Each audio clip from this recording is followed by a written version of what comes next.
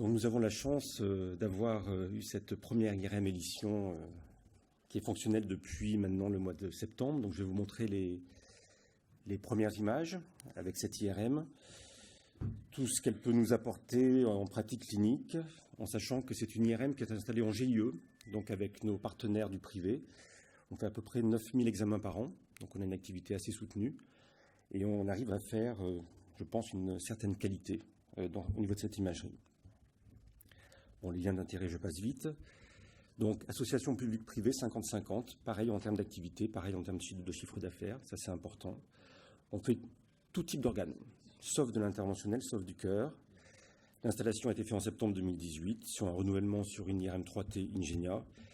Pour la neuro, nous avons une antenne 32 canaux, et le système Inboard Experience, alors on voit des dauphins au fond. Alors ça calme beaucoup les patients. Néanmoins, j'ai 2-3 cas de patientes avec une sclérose en plaques qui m'ont dit « mais j'ai mal au cœur ». Donc là, on a dû arrêter le système. Et ça fait partie, mais la plupart du temps, ça les calme, ils dorment profondément, des fois ils ronflent, d'ailleurs ça fait des artefacts, enfin c'est un peu compliqué. Les intérêts de la nouvelle plateforme, ça a été dit précédemment, je vais aller plus vite, réduction des temps d'acquisition, notamment avec le CompressSense, donc soit plus de patients, réduction des coûts, moins de délai, c'est ça qui est important, c'est moins de délai. Pour un patient qui a une tumeur, on ne va pas lui attendre 2 mois avant de lui faire son IRM, donc s'il y a moins de délai, c'est bien. On conserve la qualité image, ça a été montré. On peut faire de l'imagerie multimodale assez facilement, notamment avec la technique multibande. La qualité des 3D est assez extraordinaire, on verra tout à l'heure. L'ambiance, bien entendu, avec le système Inboard. Là, vous avez à droite une tractographie sur les nerfs crâniens, le tronc cérébral. C'était avant. C'est beau, mais vous allez voir, c'est encore plus beau. Là, c'était 60 directions et ça a duré 12 minutes. On va passer maintenant à 3 minutes. Au début, je voulais vous parler du bon, de la brute et du truand, mais il n'y a que du bon. Donc, nous allons l'intituler « Le temps, le choix et le patient ». Tout d'abord, le temps, un peu, c'est important. Exemple, un 3D rapide, un patient qui est agité, qui a une démence de type Alzheimer. Enfin, démence, c'est un terme clinique, parce que c'est la perte du contact social, on va dire plutôt une atrophie corticale, temporomésiale et pariétale.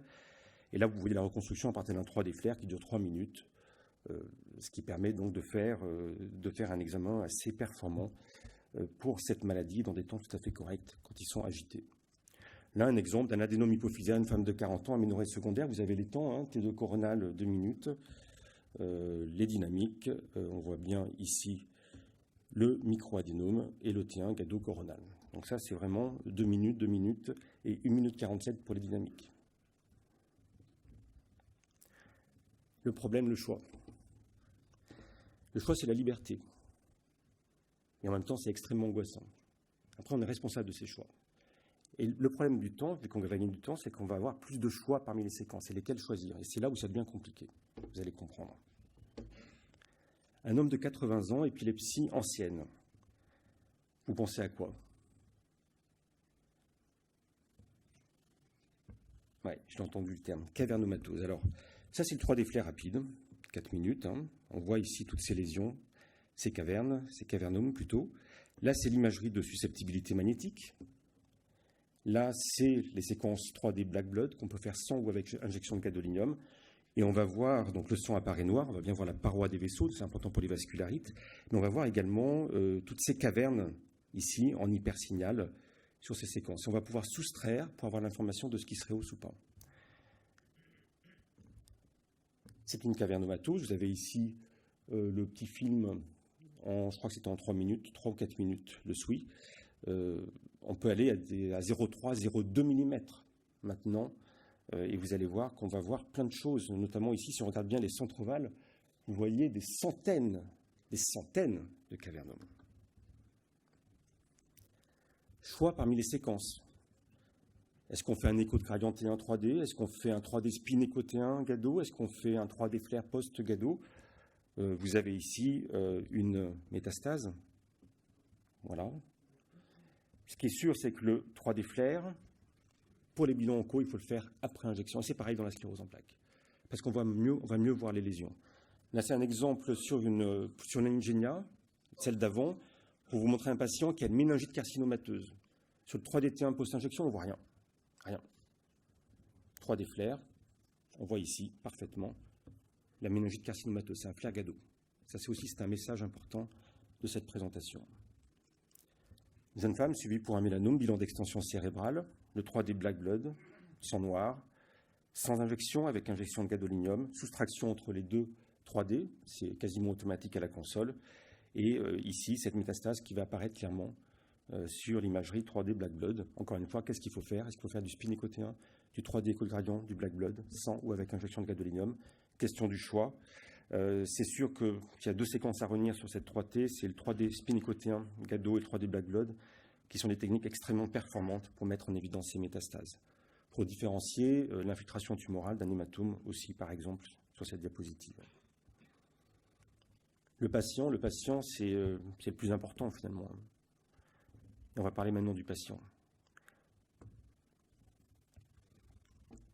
Une femme de 34 ans a un glioblastome, tumeur extrêmement agressive, vous le savez. Vous avez l'IRM avant, et vous avez l'IRM qui est fait après Compress-Sense à droite, 2 mois après traitement. Cette lésion va diminuer, elle se rehausse moins. D'accord, ça c'est avant, ça c'est après. Vu qu'on a du temps, on va faire du multimodal. Et vous allez voir que c'est très rapide de faire du multimodal. Une perfusion, 1 minute. Regardez la résolution.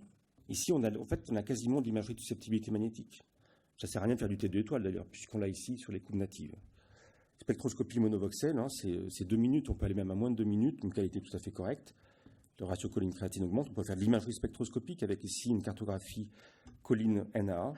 Et qu'est-ce que l'on voit? C'est qu'on a une très bonne réponse sur la néovascularisation. À cette lésion, il n'y a plus de néovaisseaux à l'intérieur. Par contre, il reste des marqueurs métaboliques assez agressifs, et on sait très bien que ces glioblastomes, malheureusement, ont tendance à récidiver.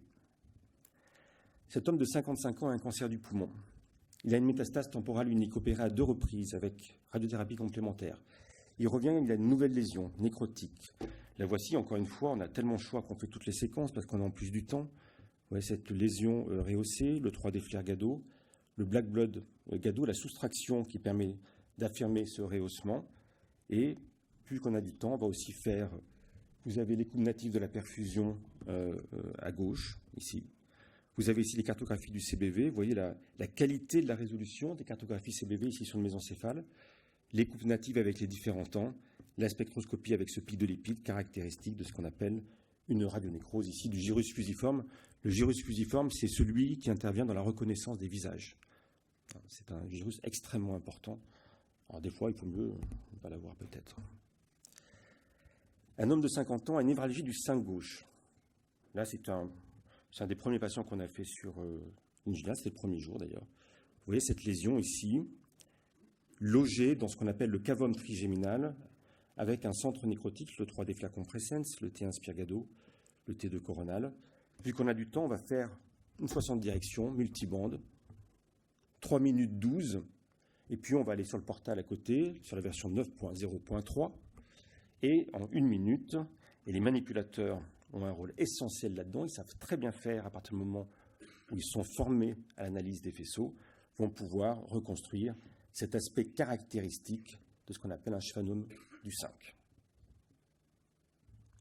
Alors maintenant, je vais vous montrer 2 dossiers pour finir, où là, encore une fois, c'est parce que j'ai eu du temps que j'ai fait ces séquences supplémentaires et qu'on a fait des diagnostics assez incroyables. Ça, c'est une femme de 30 ans. Elle a fait un accident léger. Depuis, elle travaille dans le marketing, elle est directrice marketing dans une boîte industrielle, et elle a des troubles attentionnels, chute des initiatives, de la mémoire récente. 2 IRM ont été réalisés, normal. Les bilans neuropsycho, complètement pathologiques. On fait cet IRM, le Compress-Sense 3D flair, le voici, et on s'aperçoit sur l'imagerie de susceptibilité magnétique de ce qu'on appelle un angiome veineux. Bon, ça n'explique pas du tout ce qu'elle a. Il me reste un petit peu de temps, il me reste 3 minutes, et on fait une DTI 60 directions. On la reconstruit, vous avez le film en haut à droite, et là, alors c'est pas facile, il faut connaître ces faisceaux, mais vous avez ici un faisceau qu'on appelle le faisceau arqué, qui relie à gauche l'aire de Broca à l'aire de Wernicke, et si on regarde bien ce faisceau arqué de l'autre côté, regardez, il a disparu, il y a une atteinte de toute la partie antérieure du faisceau arqué qui n'existe pas. Et je l'ai reconstruit plusieurs fois, au début j'y croyais pas. Ça n'existe pas, et j'ai trouvé un papier qui explique, avec un cas exactement pareil, avec une disparition de la partie antérieure du faisceau arqué droit responsable de ces troubles attentionnels. Ça ne se voit pas sur l'imagerie morphologique classique. Et je l'ai fait parce que j'avais du temps. Je ne me serais pas permis de faire 12 minutes pour quelque chose auquel je ne croyais pas. Dernier cas, un homme de 54 ans, AVC, ancien carotidien. Vous voyez, cet AVC, il est majeur. C'est Keller, cavité parencéphalique. Il n'est pas hémiplégique. Il a juste une petite hémiparésie. Ah, c'est surprenant. On fait la tractographie en 3 minutes. Qu'est-ce que l'on va voir? Le faisceau pyramidal à droite, on le devine à peine. On devinait ici la dégénérescence valérienne d'ailleurs du faisceau. Et si on regarde bien celui-ci, regardez, il est hypertrophié, il est énorme. Et ça avait été montré en 1902 par le couple d'Egerine, qui a fait un traité, je vous le conseille, enfin il est difficile à trouver, un traité remarquable avec des coupes histopathologiques, avec des hypertrophies compensatrices des faisceaux pyramidaux. Et ça, on peut le remettre en évidence. J'ai 3 cas comme ça, vraiment 3 cas comme ça depuis septembre, hein, c'est bien. Voilà. Un petit peu de lobby, mais le lobby, ça a été fait. Là, ce qui est intéressant, c'est que vous avez le 3D flair avant, sur l'Ingenia. Là, vous avez le 3D flair CompressSense sur l'édition. Donc, cette nouvelle plateforme. On passe de 5 à 3 minutes. Hein, c'est un 3D flair optimisé pour l'offset avec un TRA 8000. Donc, on peut très bien, entre ces 2 appareils, faire du lobby. Et vous avez en rouge ce qui apparaît, en bleu ce qui disparaît. On voit d'ailleurs aussi un petit peu d'atrophie, c'est pas facile à voir parce que les ventricules s'élargissent. On voit d'ailleurs que le patient a pris du poids. Ça arrive probablement en relation avec les médicaments, on voit tout, en fait. Il manque juste un petit peu de quantification et ça serait parfait, mais là, il manque la quantification.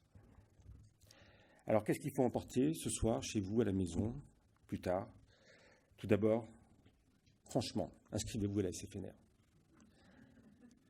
Vous avez plein de cours. Il y avait une médiathèque fabuleuse. Et les neuroradiologues, c'est des gens très sympathiques. Le CompressSense en pratique, c'est un gain de temps, 30%, plus de qualité, moins de délai, choix des séquences. Ça, c'est la réalité au quotidien. DTI multibande, de nouvelles perspectives, parce que si on peut faire quelque chose en 3 minutes, on n'a pas de retard, le patient, l'ambulancier l'amène en retard, on a du temps, on peut l'utiliser. Utilisez-le, parce qu'il faut vraiment connaître cette technique qui est extrêmement anatomique. C'est de l'anatomie du cerveau. Ça a été fait depuis très longtemps et on le retrouve maintenant grâce à ce DTI. Enfin, l'imagerie multimodale en routine clinique, c'est accessible à tous, en privé, en public. Alors c'est sûr que ce n'est pas facile au départ, mais tout le monde peut faire de l'imagerie multimodale. Et pour le patient, ce qui est important, c'est qu'on fait en un seul examen, on fait tout. Donc on gagne du temps sur sa prise en charge, c'est ça qui est important. Et puis le confort du patient, bien entendu, ne jamais l'oublier. Je vous remercie.